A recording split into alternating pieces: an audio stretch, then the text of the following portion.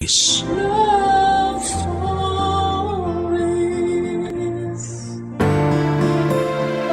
May mga taong mapanamantala at meron din namang handang tumulong sa iyo hanggang sa kanilang huling hininga. Sila yung mga tao na masasabi mong mahal ka talaga at sa bawat pagtulong nila ay wala silang hinihinging kapalit. Ikaw kabarangay, meron ka na bang nagmalasakit sa iyo? Dear Papa Dudut, kung meron mang tao na pasasalamatan ko ng husto hanggang sa kamatayan ko, yun ay walang iba, kundi ang aking pinakamamahal na lola. Sa lahat kasi ng tao sa mundo ay siya ang nagpakita at nagparamdam sa akin ng pagmamahal. Kung hindi niya yon pinaramdam sa akin ay masasabi ko na baka naligaw na ako sa paglalakbay ko sa buhay na ito. Kaya naman malaki talaga ang utang na loob ko sa kanya, Papa Dudut. Bago ko ipagpatuloy ang pagbabahagi ng kwento namin ng lola ko, ay gusto ko munang bumati ng isang mapagpalang araw sa inyo at sa mga katulad kong panatiko ng Barangay Love Stories. Tawagin niyo na lamang po ako sa pangalang Gabriel.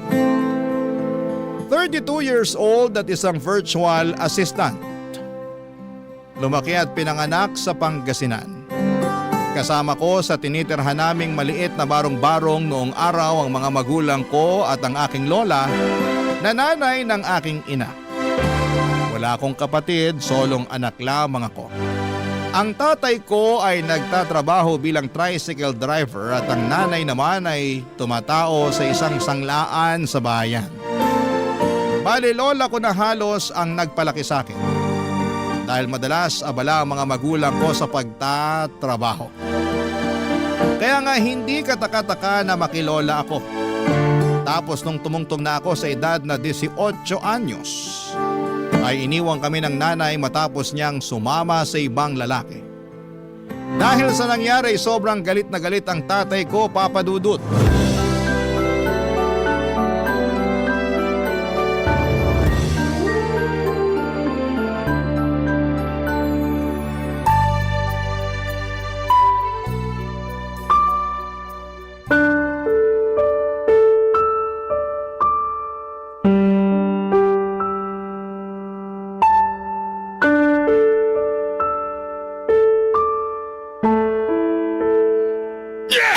Tay, tama na po! Huwag na po kayo magwala! At anong pakialam mo? Pati ba naman pagwawala ako bawal sa pamamahay na to? Hindi naman po sa ganun, pero Di raw ganun pero ganun na rin tinutubok mo. Hirap sa'yo, masyado kang pakialamero. inaawat ko lang naman po kayo eh. Marami na po kayong nababasag na pinggan. Ilang piraso na lang po yung meron tayo tapos inuubos nyo pa. Saan ka naman nakakita na nagwawala ng walang masisirang gamit? Kahit kailan napakabugok mo talaga. Kailan ba gagamitin ang utak mo, ha? Ano ba nangyayari rito? Bakit napakakalat dito sa bahay natin? La, si tatay po kasi nagwawala eh. Ang dami niya nang nabasag ng mga pinggan. Hala, oo nga! Santisima ka namang tao ka! Nay, huwag na po kayong makialam dito, ha? Pabayaan nyo na lang ako kasi durog na durog ang puso ko ngayon dahil sa ginawa ng anak nyo sa akin. Ano bang ginawa sa'yo ng anak ko, Aber? Nagtatanong pa talaga kayo? Aba malamang! Hindi ko nga alam kaya sabihin mo na para malaman ko. Tama po si Lola, Tay. Hindi po namin alam kung anong ginawa ni nanay sa inyo. Iniwan na tayo ng nanay mo. Pinagpalit niya na tayo doon sa kalbo na security guard na kasama niya sa trabaho. Ha? Totoo ba yung sinasabi mo? Magsisinungaling pa ba ako sa lagay na to? Kung ayaw niyo maniwala, titignan niyo yung damit ng asawa ko. Wala na dyan. Inimpakan niya na kagabi pa. Nung kasarapan ng tulog natin. Tapos ngayon pinunta ko sila doon sa saklaan. Sabi sa akin, hindi pa rin pumapasok yung dalawang yon. Ano ibig sabihin nun? Malamang magkasama sila. Huminahong ka lang, pwede. Wala magandang may dudulot yung pagwawala mo eh. Apo, silipin mo nga yung mga damit ng nanay mo sa damitan niya. Sige po, La. Huminahong ka lang. Paano ko hihinahon iniwan na nga ako ng asawa ko? Lola, wala na nga po yung mga damit ni nanay sa damitan niya. Oh, kita nyo na? Iniwan na tayo ng asawa ko para sumama doon sa kalbong yon. Mahabaging langit. Ano bang naisip ng nanay mo at ginawa niya yung bagay na yan? Sus, Tay, Mariusap, tama na tumigil po! ka na nga! Huwag na po kayo magwala! Anong wag magwala? Karapatan ko magwala! Kung ayaw mo na binabasag ko yung pinggan dito, di mukha mo na lang babasagin ko. Tutal, kamukha mo naman yung nanay mong malandi. Halika rito! Tay, teka, wag po! Anong wag po? Halika rito para malaman mong hinahanap mong pakilamero ka! Pamusaktan ang apo ko! Maawa ka sa kanya!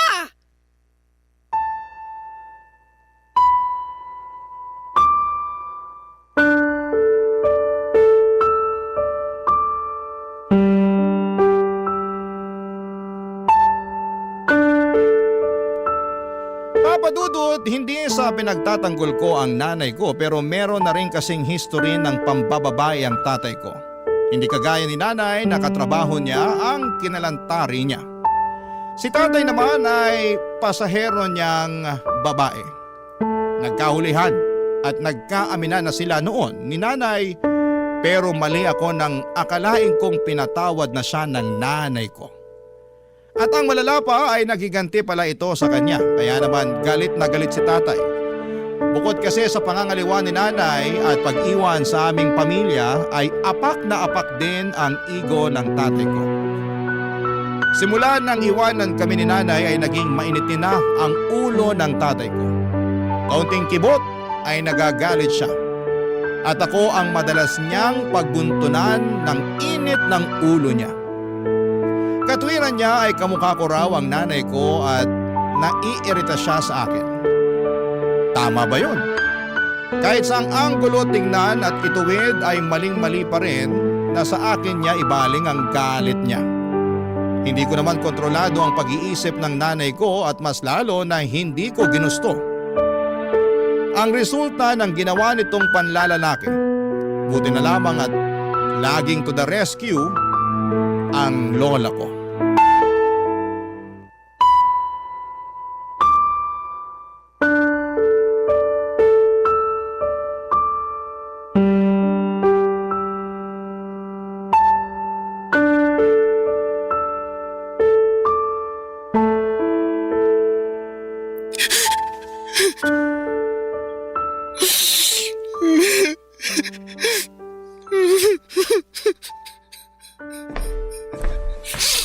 Oh, apo, napano ka? Bakit ka umiiyak? Ha? Hindi po ako umiiyak, Lola. Ano lang po to? Napuwing lang po ako. Sa akin ka pa talaga magsisinungaling. Ako na halos ang nagpalaki sa'yo. Ibig sabihin, kabisado ko yung pagtawa at pag-iyak mo. Alam na alam ko yan, kaya sabihin mo na sa akin yung totoo. Bakit ka umiiyak? Ay, sandali. Huhulaan ko. Tatay mo na naman ang dahilan, ano? Opo, At ano na namang ginawa sa'yo ng magaling na yon? pinagsalitaan niya po ako ng hindi maganda eh. Tapos binatukan niya ako. Parang harang daw po kasi ako sa daanan niya. Sa lakas po nung pagkakabatok niya sa akin, walan po ako ng balanse. Natumba po ako. Sabay pinagtawanan niya pa po ako nung tumumba ako sa sahig. Sabi niya lalampa-lampa raw po ako. Nasaktan po ako pero pinigil ko po yung luha ko na tumulo. Ayoko po kasing makita niya na umiiyak ako sa harapan niya. Kasi siguradong sasabihan niya ako na bakla. Walang masama sa pagiging bakla. At natural na umiyak ka kasi nasaktan ka. Sumusobra na talaga yung tatay mo. Ano bang tingin niya sa'yo? Punching bag? Na pwede niyang suntok-suntokin? Batukan at sipain kung kailan niya gustuhin? Abuso ng tawag doon. Namimisikal na siya, hindi naman tama yon. Hindi ko nga rin po maintindihan si tatay kung bakit siya galit na galit sa akin eh. Hindi ko naman po kasalanan na iniwan tayo ni nanay, di ba? Oo naman. Hindi mo kasalanan. Ay, tungkol sa bagay na yan, Apo. Ang totoo, nahihiya ako sa iyo eh. Hiyang-hiya ako sa ginawa ng anak ko sa inyo. Lalo na sa iyo. Kasi ikaw yung lubos na apektado. Tapos ngayon, ikaw din ang pinagdidiskitahan ng tatay mo. Galit po ako kay nanay kasi iniwan niya tayo. Iniwan niya ako. Iniwan niya ako kay tatay. Alam naman niya na hindi talaga kami close ni tatay kahit noon pa eh. Pero iniwan pa rin niya ako. Galit din po ako kay tatay kasi wala naman akong kasalanan sa nangyari pero sa akin niya sinisisi lahat. Galit po ako sa mga magulang ko la. Napaka makasarili nila. Hindi na nila naisip kung ano yung mararamdaman ko. Hindi kita pipigilan kung yan ang nararamdaman mo. Kasi may karapatan ka naman talagang maramdaman yan. Malaki ang pagkakasala at pagkukulang sa iyo ng mga magulang mo, Apo. Lalong-lalo na ang nanay mo. Alam mo, nung nandito pa yan, palagi ko yung kinakausap at pinagsasabihan na magpakananay naman siya sa'yo. Nandun na tayo sa mahal kita bilang apo ko, syempre, pero hindi ibig sabihin nun ipapasa na niya sa akin ang responsibilidad ng pagpapalaki sa'yo. Siya pa rin ang nanay mo, kaya dapat lang na iparamdam niya sa'yo na mahal ka niya. Pero hindi na nga niya na iparamdam sa'yo, nagawa ka pa niyang iwanan para lang sumama sa ibang lalaki. Pero la, hindi na rin naman po natin kontrolado yung pag-iisip ni nanay, di ba? Para sa akin, hindi kayo nagkulang sa pagpapaalala sa kanya. Hindi kayo nagkulang na magsabi na magpakananay siya sa akin. Kaso talagang matigas yung ulo niya eh. Nagkataon pa na maling lalaki yung minahal niya. Bakit kasi si tatay pa yung napangasawa niya eh? Opo, nandun na tayo na masakit yung ginawa niya na pag-iwan sa atin para sumama sa ibang lalaki. Pero may bahagi po sa puso ko na umaasa na sana masaya pa rin si nanay. Na sana mahalin siya ng lalaking sinamahan niya. Tratuhin siya ng mabuti. Huwag siyang pagsalitaan ng hindi maganda. Kasi yung mga yun hindi nagawa ni tatay sa kanya eh. Kahit kailan talaga napakabait mo, Apo. Mantakin mong ganyan pa yung hinihiling mo sa nanay mo matapos kanyang saktan. Pero Lola, kahit may bahagi sa puso ko na umaasa na sana maayos si nanay ngayon, galit pa rin po ako sa kanya. Sa kanilang dalawa ni tatay. Hindi ko nga po alam kung mapapatawad ko pa sila eh. Buti na lang kahit ganun po yung mga magulang ko, nandiyan kayo Lola. Hindi niyo po ako pinabayaan. Inalagaan niyo po ako. Hanggang ngayon, inaalagaan niyo pa rin ako. Oo naman. Siyempre, mahal kita eh. Pero hindi ako makapapayag na palagi kang pagdiskitahan ng tatay mo. Kakausapin ko yung lalaking yon.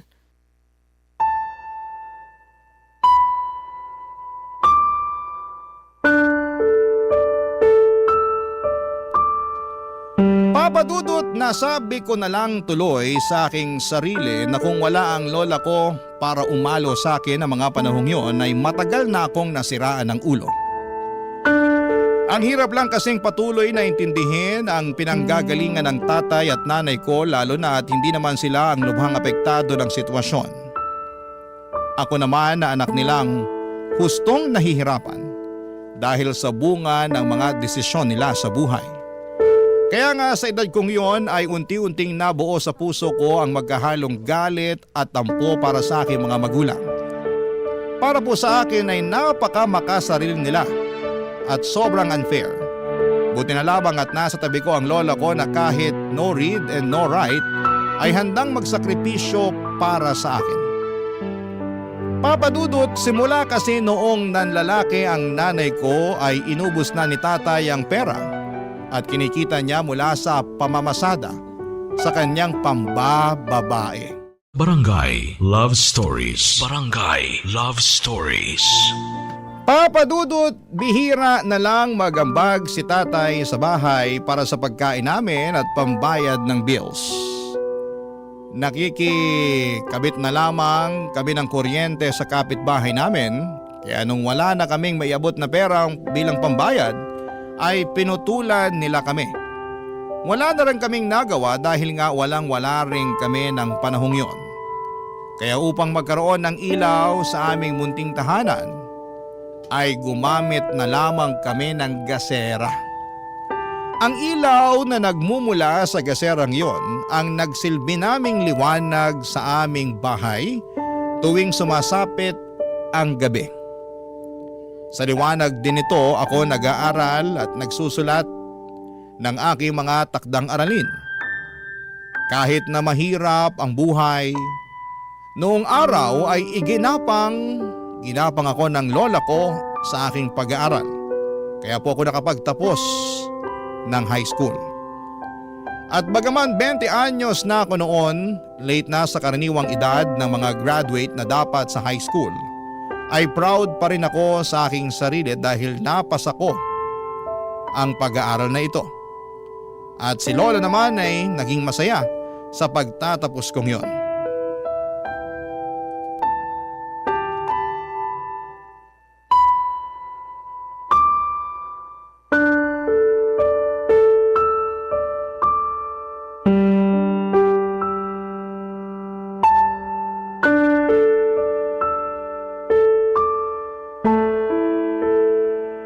Nax!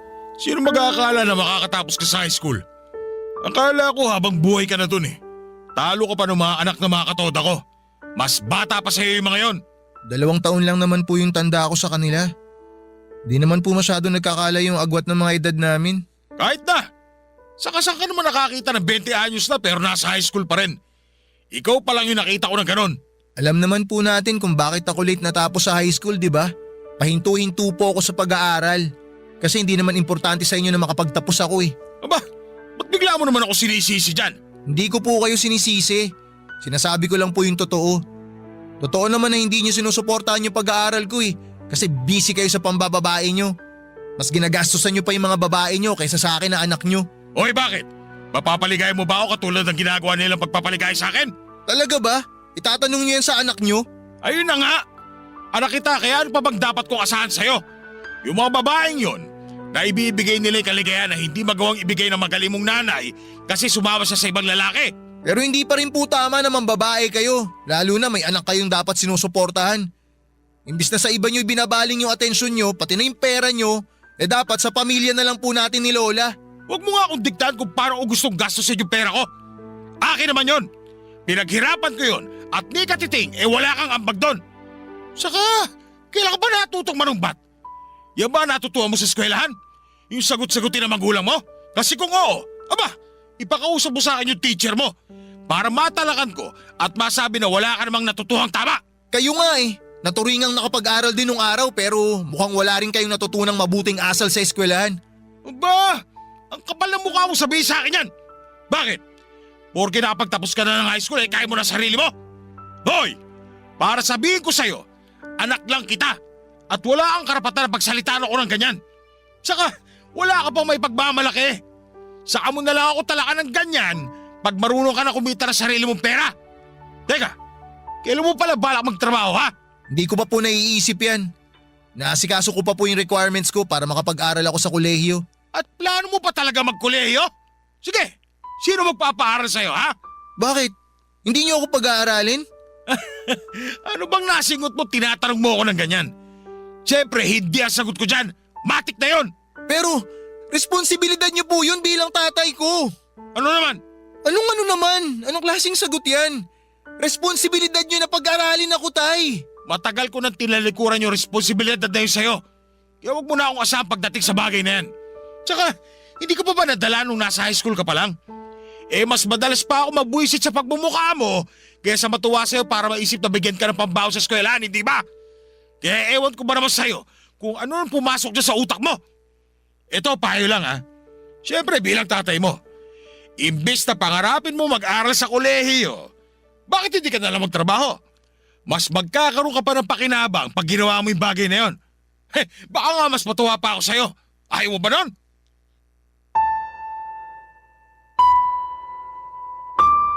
Papadudot, akala ko ay masaya ang tatay ko sa pag-graduate ko kasi narinig ko naman siya na binibida ako sa mga kainuman at mga kasamahan niya sa toda. Pero nagkamali ako kasi hanggang doon lang pala yon. Puro lang salita, kulang sa gawa. At kaya niya pala ako binibida. Kasi sa wakas ay makakatulong na ako sa pamilya namin. Plano na niya kasi na iasa sa akin ang pagtataguyod sa kanya kasi nga ay binabalak na niya na huminto sa pamamasada. Normal lang naman siguro na sumama ang loob ko bilang isang anak, hindi ba? Kasi kung tutuusin, wala naman talaga siyang inambag para mairaos ko ang pag-aaral ko sa high school. Ang lahat ng pagsasakripisyo ay literal na pinasan ng lola ko. Kaya kung may dapat man akong pasalamatan ng husto, ay siya lamang. Wala nang iba. Mali lang talaga ako ng akala na nagbago na ang tatay ko. Kaya nga para lang makapag-college ay nag-working student ako. Bale, nagsimula akong magtrabaho sa tindahan na gumagawa at nagtitinda ng burger at iba pang mga inumin na pampalamig noong summer para makaipon ako ng pera, pampa-enroll at pambili ng uniform. Kaya lang isang umaga'y bigla na lamang akong nagising.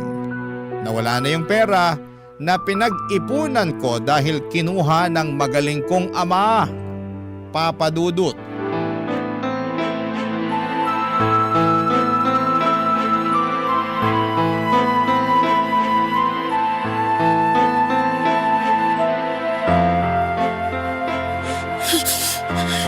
Tay, ibalik niyo na yung pera ko!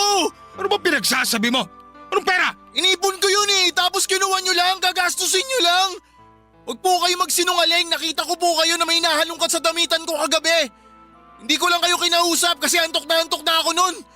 Kung alam ko lang na ninanakaw niyo na pala yung pera ko nun, sana pinigilan ko kayo! Kasalanan mo naman pala eh. Masyado ka makupad. Paanong kasalanan ko? Antok na ako nun. Pagod na pagod ako galing sa trabaho. Tapos magnanakawan niyo pa ako. Pinaghirapan kong ipunin yun eh. Pwede ba? Tigilan mo na nga yung kapaulit-ulit na ninakawan kita. Kung makapagsalita ka dyan, akala mo naman malaking halaga yung kinuha ko sa'yo. Eh magkano lang naman yon? Binilang ko.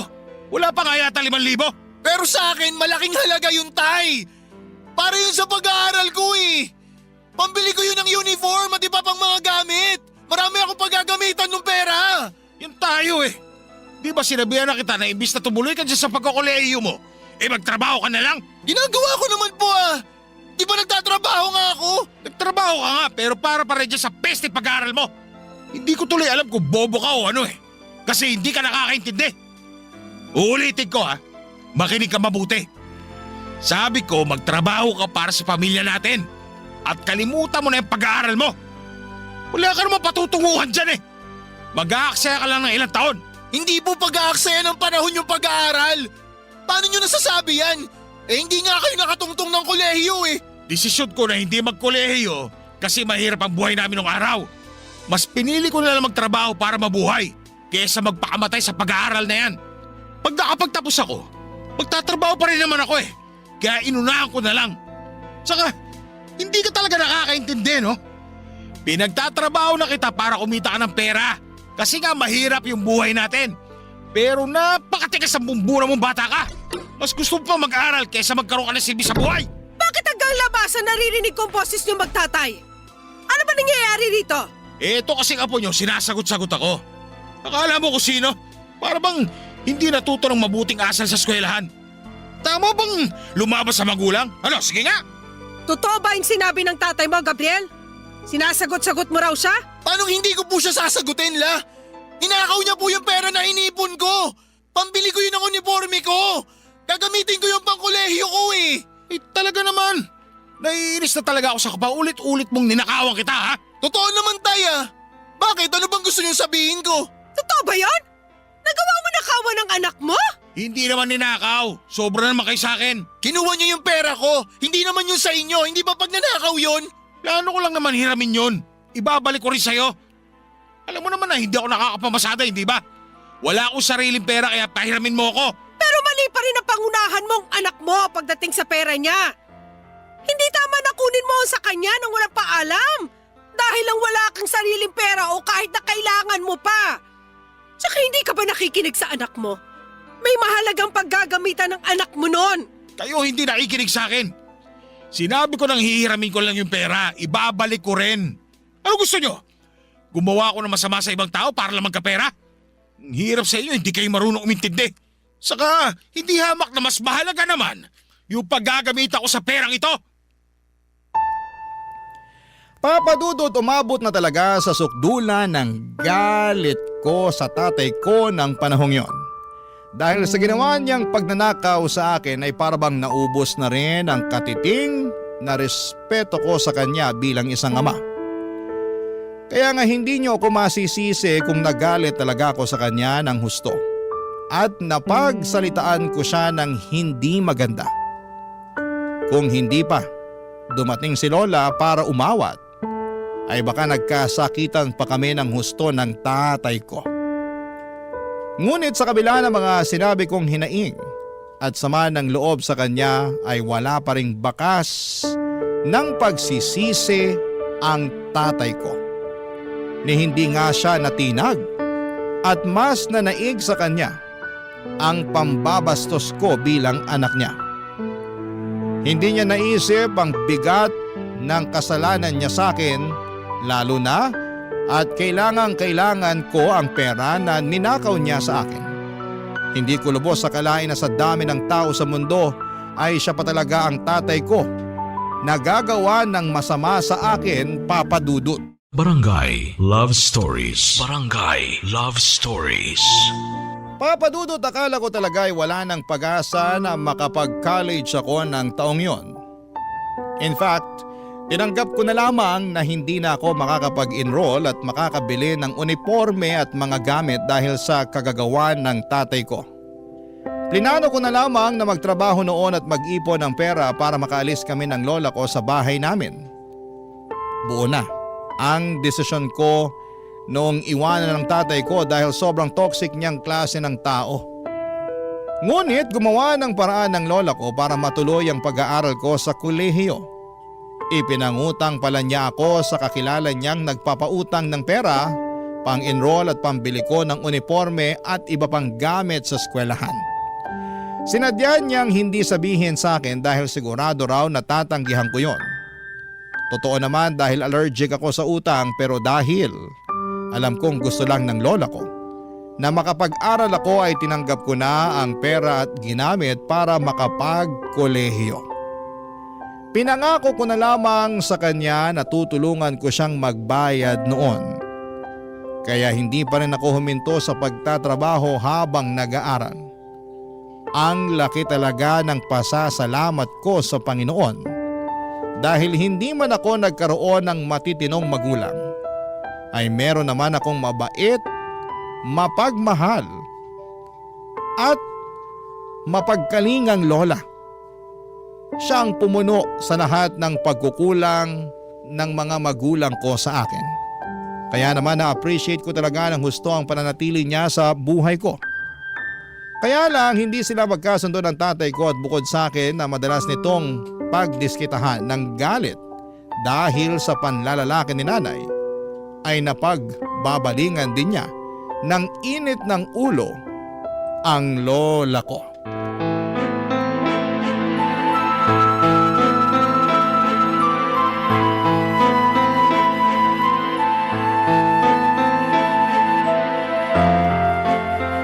Matanda ka, ubusin ko talaga ang buhok mo! Aray ko, bitawan mo ako!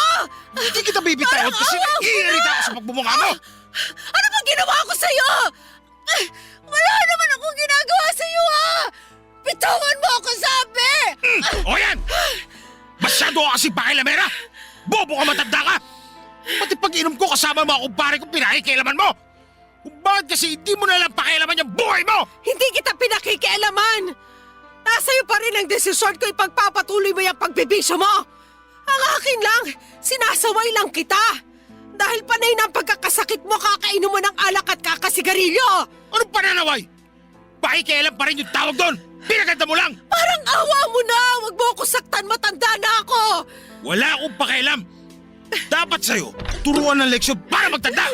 Teka, Tay! Anong ginawa niyo kay Lola? Bakit ganyan itsura niya? Huwag kang pakialam dito! Anong huwag makialam? Sinaktan niyo ata si Lola eh! Masyado mo namang mahal na mahal itong matandang hukluban na to! Gusto mo magsama kayo eh! O yan! Lola! Ayos na po ba kayo? Ayos lang naman ako, pero masakit lang ng konti ang ulo ko. Masyado naman kayo madrama! Hanggang kayo nakakapit pa rin naman dyan sa ulo niyo yung buhok niyo! Ano bang pinagsasabi niyo? Sa tingin niyo sinong di masasaktan sa ginawa niyo? Sobra naman kayo kay Lola! Di na kayo naawa sa kanya? Alam niyo nung matanda siya tapos pinatulan niyo pa? Kung alam mo lang kung gaano kapakilamera yung matandang yan, eh sigurado ako masasabunutan mo rin yan! Baka hindi lang yun! Baka masutok mo pa yan! Kilabutan nga kayo sa mga pinagsasabi niyo! Wala na ako noon! Hindi ko naman siya pinakikialaman. Sinasaway ko lang siya kasi nga, lagi na lang siya nagkakasakit kakabisyo niya. Mabuti sana kung may pambayad tayo palagi sa doktor at pambili ng gamot. Eh nag-aalala lang naman pala siya sa inyo eh! Tapos sinaktan niyo! Kung ano-ano pa sinabi niyo sa kanya! Kayo tay, sumusobra na kayo ha! Basta! Para sa akin, pakikialam yon. Saka, sino ka ba matanda ka para pangimasukan ng buhay ko? Hindi mo naman ako anak. Saka baka nakakalimutan mo malaki pa atraso mo sa akin. Anong atraso ko na pinagsasasabi mo? Matanda ka na nga talaga kasi nag-uulanin ka na. Mas malalaman ko kung sasabihin mo. O sige, para magkaalaman na tayo. Makinig ka mabuti ha, kasi hindi ko na ito ulitin. Yung anak mo na nang iwan sa akin noon, hindi ko pa rin nakakalimutan yung ginawa niyang yun sa akin hanggang ngayon. At sa tuwing naalala ko yun, mas tumitindi yung galit ko sa'yo kasi sa'yo siya nang galing. Walang kasalanan si Lola sa ginawa ni nanay sa inyo! Bakit pa si Lola sinisisi nyo? Hindi makatwiran yung ginagawa nyo kay Lola, tay! Tumigil ka, Gabriel! Wala kang alam sa nangyayari! Ako pa ngayon ang walang alam sa nangyayari? Ayos ah! Para lang alam nyo, tay! Kayo ang walang alam! Hindi ko alam kung hindi nyo talaga alam o nagbubulag-bulagan lang kayo! Dinadagdagan nyo pa yung mga kasalanan nyo sa akin! Ang hirap kasi sa inyo, akala nyo sa inyo umiikot yung mundo! Hindi kayo perfecto, tay! Hindi kayo santo! Kung umasta kayo, kala nyo kayo yung biktima rito ah! Alam nyo, kung meron dapat nasisiyan kung bakit nagkagulo ng ganito yung buhay natin, walang iba kundi kayo!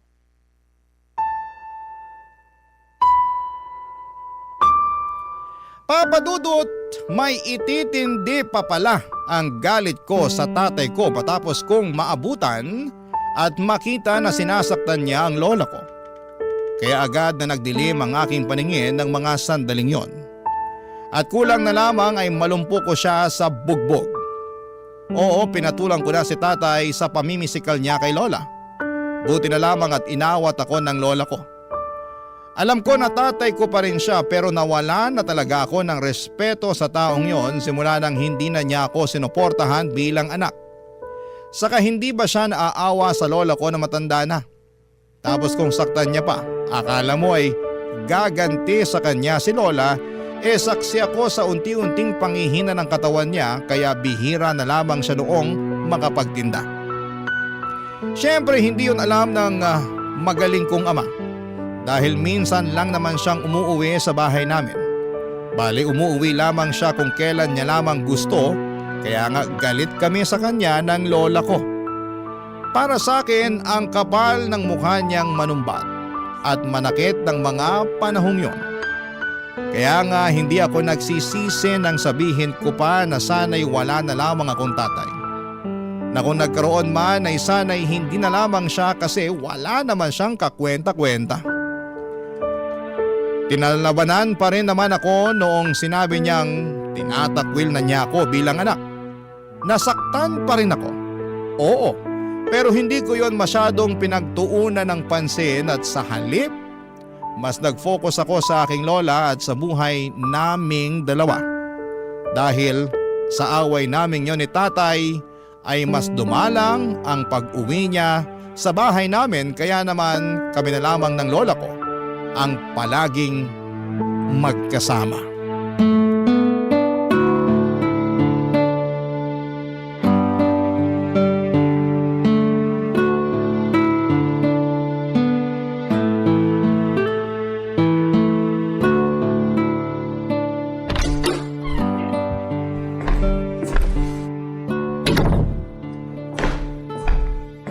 Nandito na po ako, La. Apo, nandiyan ka na pala. Pero bakit ang tagal mo naman nakauwi? Hala sige, maupo ka na muna dyan sa bangko at ikukuha kita ng tubig. Mukhang uhaw na uhaw ka eh. Oo nga po eh. Uhaw na po talaga ako, Lola. O ayan na po. Salamat po, Lola. Pasensya ka na kasi hindi malamig. Hindi na ako nakabili ng yelo sa tindahan gawa ng maulan kanina, maputik yung daan. Ayos lang po kahit hindi malamig. Basta may tubig na iinumin. Inumin ko po muna, La. Sige.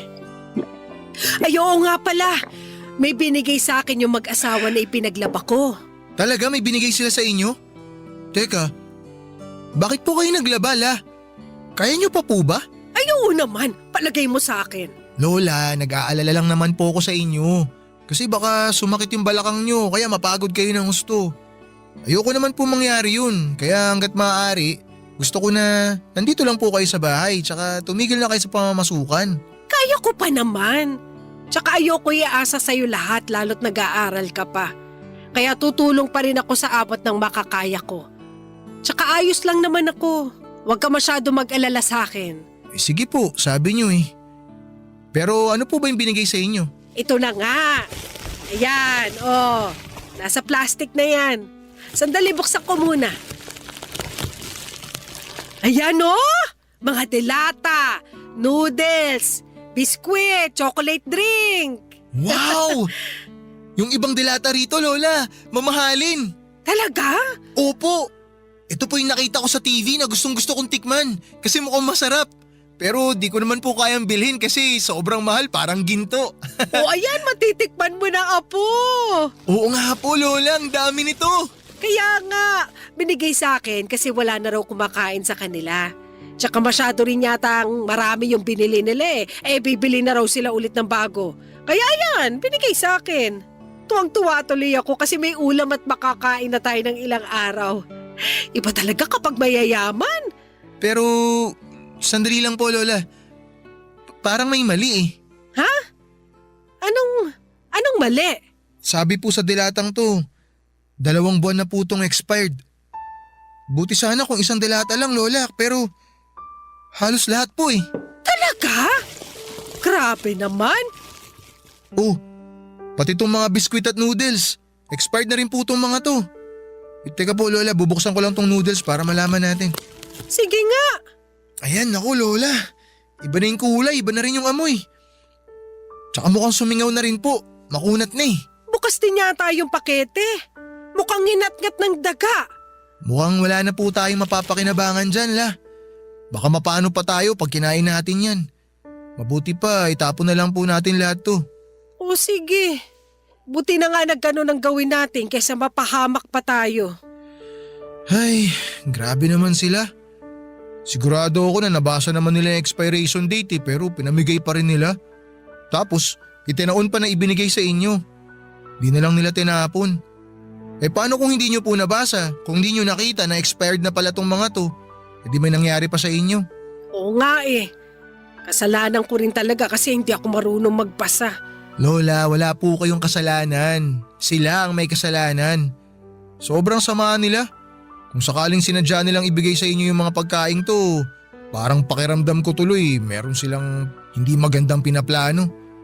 Grabe, hindi ko akalain na may mga ganong klaseng tao pa pala. Yung bang walang pakialam sa iba kahit na mapahamak sila? Hayaan mo na, Apo. Wala naman nangyari sa atin eh. At lahat yon dahil sa'yo. Kasi meron kang ganyang kaalaman. At saka malay natin, hindi rin naman nila sinadya na maibigay sa akin yung mga pasong pagkain na yan. Sana nga ganun po. Pero, ewan ko la. Nakakalungkot na ganito nila tayo tratuhin. Porke ba mahirap tayo? Pwede na nila tayong ganunin? Sobra sila. Pero hayaan nyo, Lola.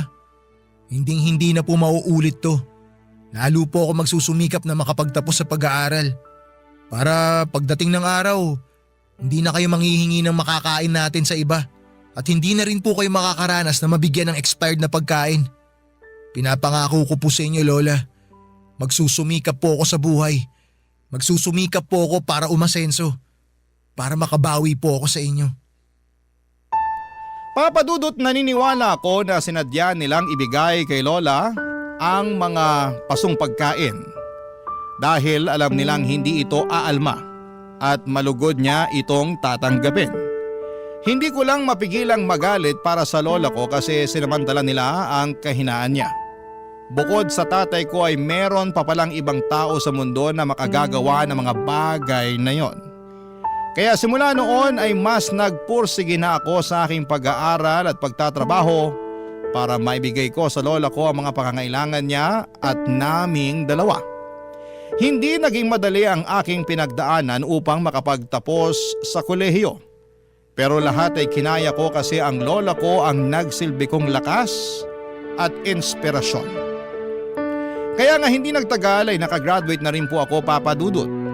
Doon na nagsimula ang pagsisikap ko ng husto sa paghahanap ng matinong trabaho at kahit na sinubok muli ang pamilya namin. Matapos mamatay ni tatay, At noong nagka-pandemic ay nanatili pa rin kaming magkasama at magkasangga ni Lola. Mahal na mahal ko ang lola ko at masaya ako na maibigay sa kanya ang lahat ng mabubuti at magagandang bagay na hindi pa niya nararanasan simula pagkabata. At isa na nga doon ang makapag-travel kami sa abroad.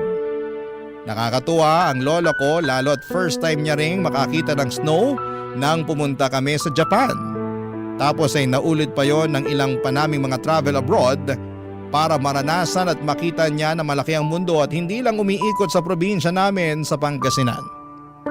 Kaya lang, nito lamang June 2025 ay tuluyan ng humina ang katawan ng lola ko kaya hindi na kami nakakapasyal at nakakapag-travel katulad ng dati. Madalas sa isa bahay na lamang kami para mabantayan ko siya habang nagtatrabaho.